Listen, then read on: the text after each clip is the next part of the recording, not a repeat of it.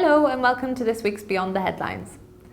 There is an old saying that one of the only certainties in life is taxes.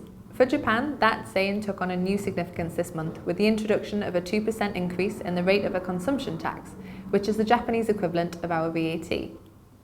Whilst tax rises are never popular, this particular rise warrants a close assessment because of what happened the last time the rate was raised. In 2014, the tax was increased by the government from 5% to 8%, as means to pay Japan's rise in healthcare costs that comes with an ageing population.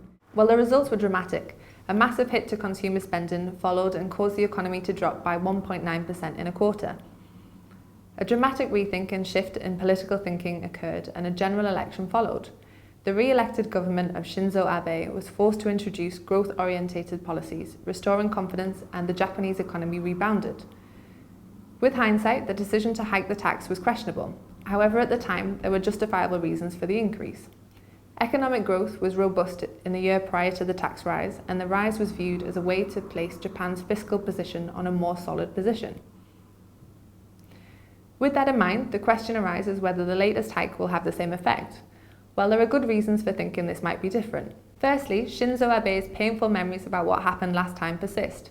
A repeat will be akin to shooting oneself in the foot. Voters will object, again putting pressure on the government. Secondly, an incentivization scheme to mitigate negative consumer behavioural tendencies has been introduced. A cashback scheme gives consumers rebates of 2% if they pay electronically rather than using cash. Thirdly, Japan hosted the 2019 Rugby World Cup during the initial period of the tax coming into effect. Large-scale global sporting events have been shown to promote consumption, with transmission effects through tourism and the wider services industry.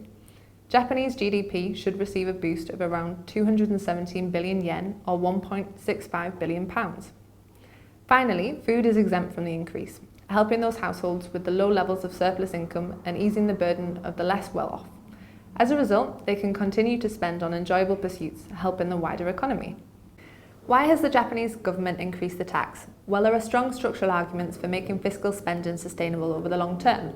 Japan famously has one of the largest debt burdens of any economy, by spending more than they raise in tax.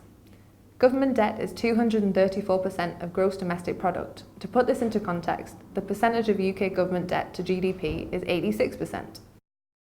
Additionally, Japan's rapidly ageing population presents a real headache for policymakers. The rise in median age of a Japanese citizen dictates there will be fewer workers in the future to support the provision of welfare programs for young and old alike. Confronting these two challenges together is a monumental task, but the fact that the Japanese government is seeking to tackle them is laudable.